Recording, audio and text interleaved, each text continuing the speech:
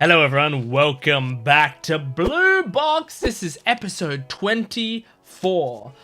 So, I mean, I just recorded a crazy episode of Ave Mujika that has me buzzing because I did a ton of discussion on it and I was really happy with the episode. So I'm kind of buzzing going into this recording here, which this video will actually come out before the Ave Mujika video. But yeah, I'm very much buzzing right now. So I'm excited to get into this, to watch the penultimate episode of season 1 of Blue Box. There's not much to say. Let's just get into it. Make sure to support the video, liking, commenting, and subscribing. Go to my Patreon account for full-length early access and exclusive videos, and go to my Jent Watches One Piece channel if you like One Piece. Here we go, Blue Box episode 24.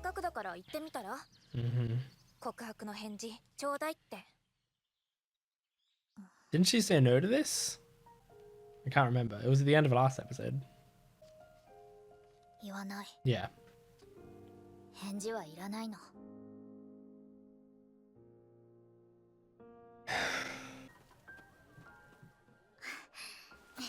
Oh, she lights up so much.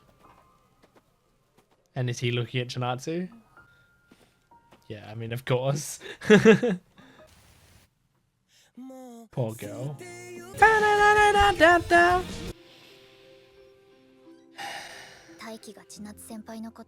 Yeah, that was a big part of it.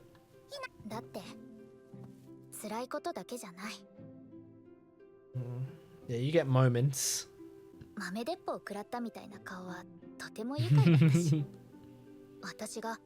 Taiki 振り向かせ大作戦で何か言ってTaikiが赤くなってくれたりすると She really likes those moments, yeah, where she gets to feel the rush. Hina が小躍りする Taiki が王子役だった And then he did, but he didn't kiss you.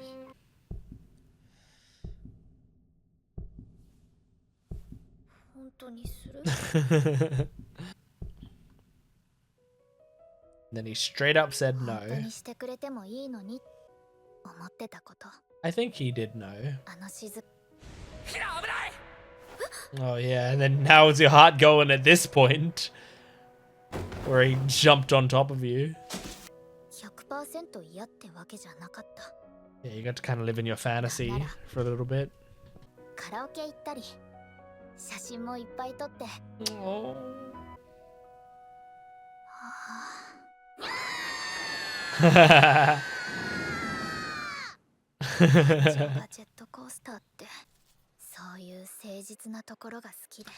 Yeah, and it's not like you two don't know each other well enough to kind of know how it would go.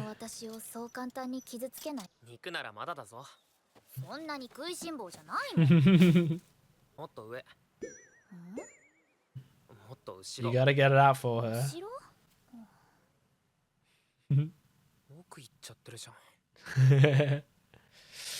Did he? Oh, she didn't actually say it. Aww.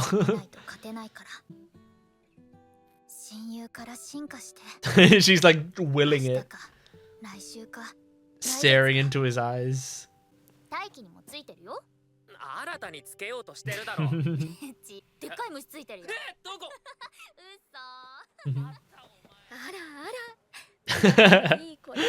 Oh, yummy.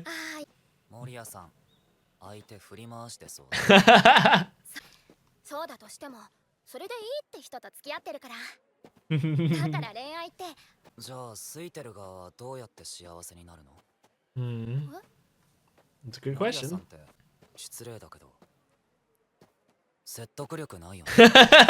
That's what I was saying in a previous discussion. I was like, she acts like a love guru, but she's seeing it from such a one-sided perspective.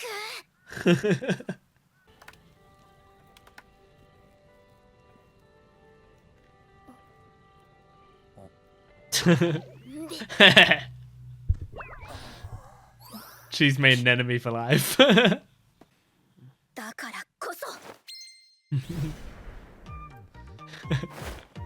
Her against the moon.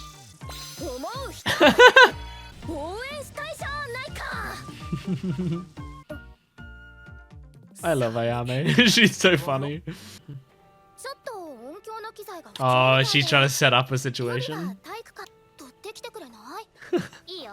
ちなみにどれだけ遅くなってもいいからね。あやめちゃんに頼まれて。あのマネージャーすぐこけ So true. 遅くてもいいよ。 Yeah, she figured it out. わざとだな。あやめちゃんが適当言った可能性 Yeah. からもキャンプファイヤー見えるんだね。 It's kind of a beautiful sight from here. 逆に幻想的だな The lighting on their faces I really like.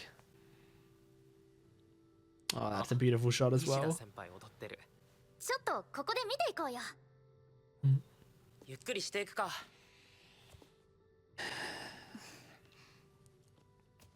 It's kind of making me feel a little bit breathless. バス移動のお嬢ちゃんとは消費エネルギーが違うんだみんなで軽泥してさ。ああ俺だけ逃げ切ったやつね華麗なステップ見せてて、あれは笑 An った。 absolute pro. 褒めてないなひなが真っ先に捕まって2回目も序盤に捕まってたけどな Oh, 逃がされてんの気づいてないし they have so many good memories. 聞きたいことはあるんだけど。王様ゲームの時、本当はなんて答えるつもりだったの？ Before Kyo interrupted. 私一瞬ゲーム中に告白するようないい加減なやつじゃないもんね。あ、 Oh, the 別に告白し silence. てもいいんだよ。私は全然平気だから。大輝以上に頑張ればいいん好きっと来ることもあるけどさ。そんなことがへっちゃらなくらい Oh, God. 大好きだから。 Oh. そろそろ戻ろっか。あやめちゃんにもなかったって伝えないと。 And there's so much just empty space in this episode. 好きとかここで言う。ごめん Mm-hmm. ご Oh, めんって。 is that the Hitchcock zoom? ひなとは付き合えない Oh, God.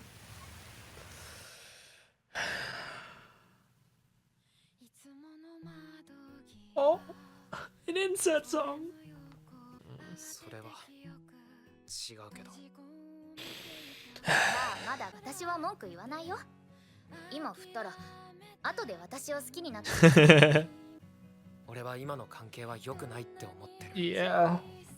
ひ Oh. なはやっぱり今の状況で正直に向き合うことが Yeah.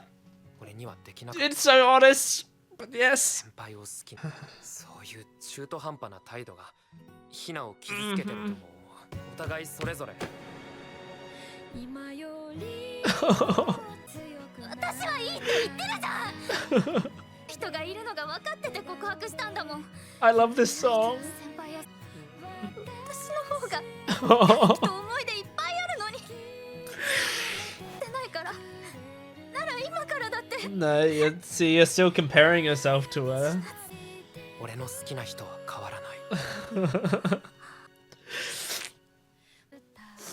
Oh, God. ひな Yeah, you gotta give her time. What a choice for insert song there. I loved that. Oh. I'm so proud of myself. キャンプファイヤーで甘く照らされた体育館でいい雰囲気醸しちゃってるんじゃない何か泣いてる。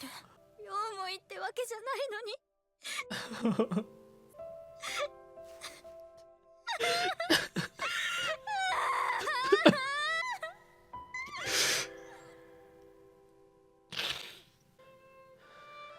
努力した自分を好きになれた。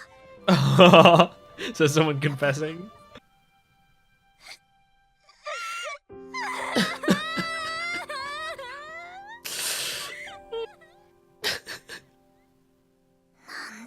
なに醜くなっちゃうんだろう。 Oh my god. I just kind of skipped the EG there because I just need so if you've been watching my blue box reaction so far, you'll know that I've said, you know, I don't remember much about the story of this series, like the most of the events that happened, but I remember like key events. And I mean, this was a fucking key event. I didn't realize this scene was coming this soon, honestly. But I didn't know that this was gonna happen this episode, but it sticks with me, man. Now, throughout Chinatsu and Hina discussions and stuff throughout this series, I've held my tongue on themes that I didn't want to get into until this happened. But I think, because I think this is like kind of a brilliant moment, honestly. I think this is also an extremely brave moment to have in a series. Because the series does not shy away from making Hina exceptionally likable. And I think this is actually gonna... I mean, this episode's been out for a week in Japan already, so I'm sure it already has, but I think this episode's gonna make even greater waves than the manga chapter did, because Hina's even more likable in the anime. Like, seeing her animated and hearing her voice actor, like, brings so much life to the character. And also the fact that, like, the OP and ED of this core, like, really focus on Hina as well and get you even more attached to her. It's a big thing, right? It will make you get really attached to her.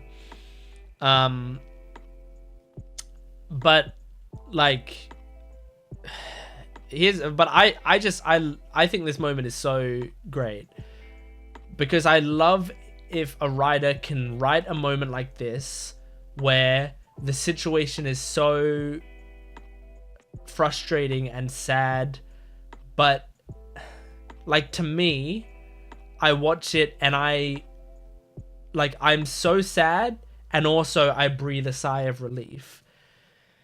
Because to me, it's like Taiki is 100% right in this, in my opinion, like 100% right in what he's saying. And this is why, like, I relate to Taiki a lot as well. And I've said throughout this series, like, I relate to Taiki a lot in, like, his internal thoughts and his emotional intelligence. And I relate to Chinatsu a lot in some other, like, key aspects of her, right? And this is a big thing that I completely get where Taiki's coming from. And it's really hard for someone like Hina, because what she doesn't realize that she's doing is she knows that she has lost, you know? Like, basically she did a confession where she was like, I love you, but then she basically goes, but you can't reject me yet. Like, she essentially, and it's like it's a really sweet and considerate thing to do, where it's like, I know you like this other girl, and so I'm not gonna be mad at you, so like, you do what you need to do with her, just know that I'm always here, right? And that's a really considerate thing to do, and Hina's not wrong for doing that. It's a really, like, kind thing to do, and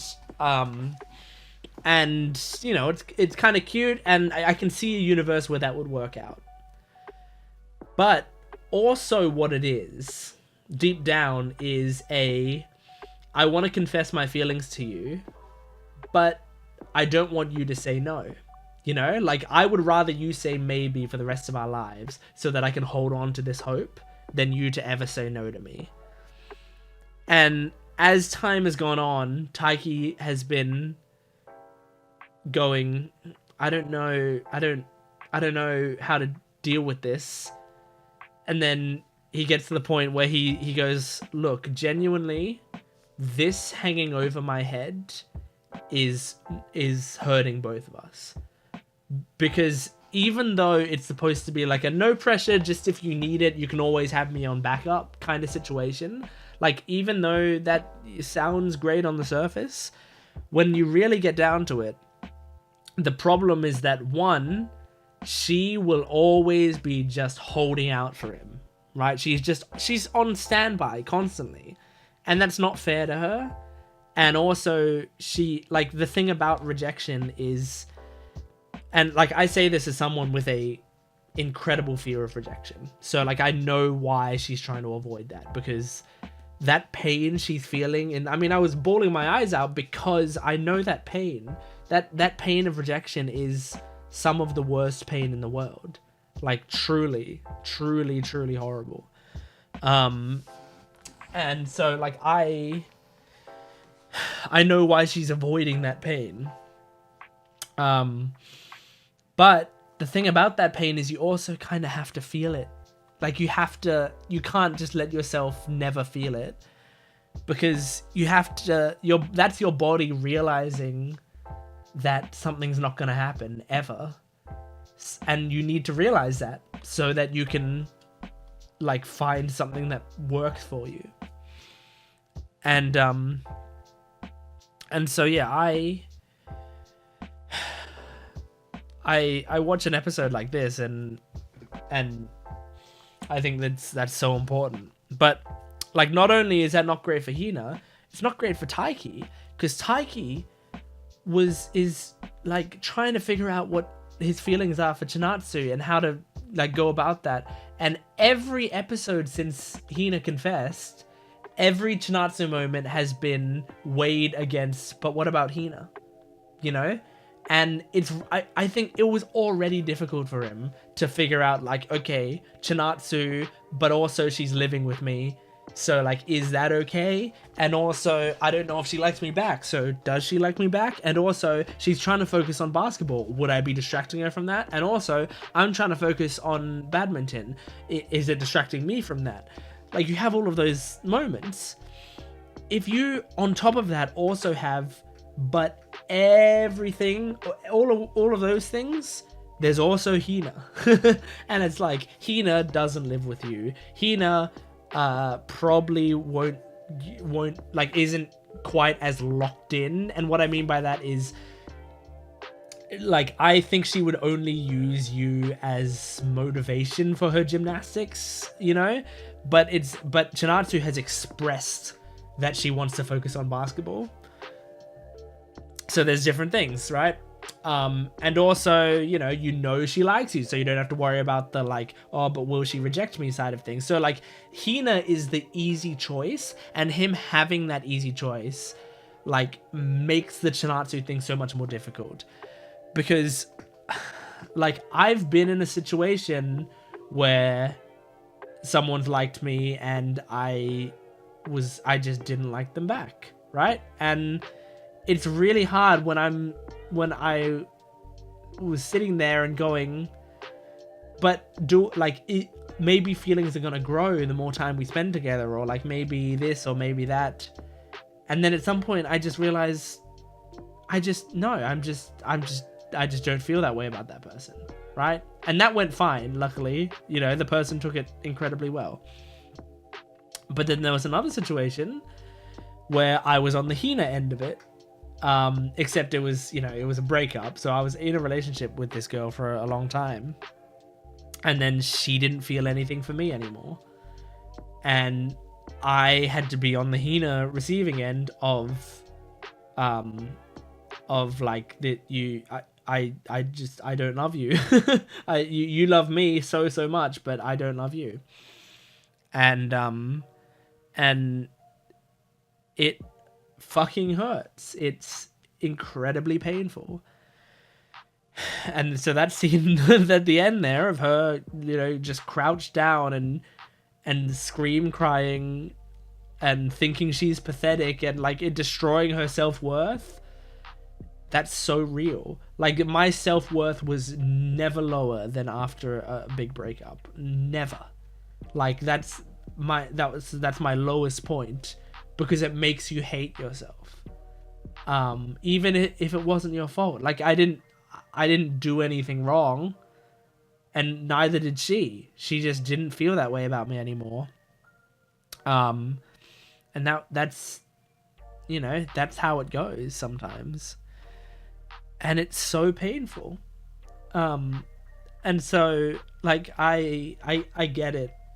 I get what she's going through. And it's also why I know that Taiki made the right decision. Because you need to move on from that. But yeah, it's like I really love the moment, especially because, and like, and this is making me cry even more, because she tries to stop it, because she's also doing like the bargaining stage where she's like, she runs up to him and like covers his mouth and says like, don't go any further, I'm telling you, you don't have to do this. And like, I get that as well. I get why you would do that. But that's what I also like really love about Taiki, is that he knows. In that moment, he knows like, no, this is important. This is something I really need to do. So I'm gonna stick to it for both of us.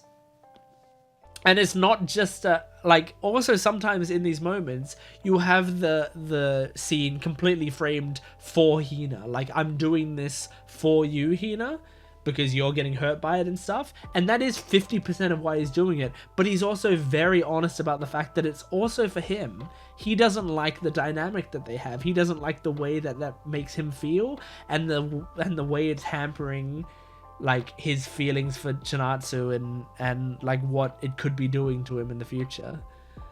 So he has to make that decision. It's such a brave thing to write in the series, because you could write it in a way where Hina is less likable. I don't even want to say that, because to me, from the start of the series, Chinatsu's always been my favorite character in the series by a country mile. Like, I love Hina. She never came close to Chinatsu for me in terms of how much I cared about her. Chinatsu, to me, like, I truly love her. I really understand her, and it only gets stronger and stronger as the series goes on. And I think the series will continue to do incredible development for Chinatsu. But the mangaka knows what she's doing when she's writing Hina. She specifically writes her to be like the exact sort of person that you kind of just want to root for. Because, and you'll see very specifically, this series loves to show things from Taiki's perspective and from Hina's perspective, and kind of no one else, right? Not even Chinatsu. The thing that I think is so interesting about this series, especially these early parts of the series, is it does not jump into Chinatsu's head very much at all. She is very specifically kept out of it. And the reason being, because you want for her to be a bit more of a mystery, so that we can see deeper in Taiki's perspective. And I think genuinely too, to make you feel for Hina more, because we get to see things from her perspective so deeply, and we get to jump into her head, and she says what she's thinking, but she also thinks more things. She gets entire monologues in this episode all about how she's feeling about every situation. So we really understand her. They treat her like a protagonist so that we can really feel for this moment. I just think it's really well done, and I was wondering how the anime was going to do it. And then that insert song starts, and that's how to fucking do it, man. Oh god. But it's really hard to watch and to think about. Oh boy. It hits me, man. It hits me. And the thing is, like, when I cry a lot on this channel. Yeah, I have a playlist called Videos Where I Cry. So if you want to see me crying, there's a whole fucking playlist of that. I cry a lot on this channel, but I know that a lot of the time that I cry to media, it's like about beautiful moments, about like family moments or cute moments or really happy moments. And that really, really gets me. And then when we hit like really sad moments, I'll cry at sad moments as well, but it doesn't tend to stick with me as much. Like character deaths or, you know, things like this, rejections and stuff, it doesn't tend to stick with me as much, but like this one just hits really, really close to home for me. And so yeah, it's a lot. But I'm glad we're past it, honestly. I'm glad we've gotten past this part of the series, because it's a really, really heavy thing to deal with.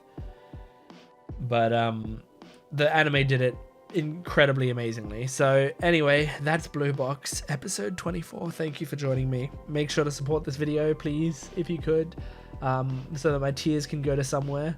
Like the video, comment down below, and subscribe to the channel, and go to my Patreon account for full-length early access and exclusive videos, and go to my Jent Watches One Piece channel if you like One Piece. But thanks for watching. I'll see you next time. Goodbye.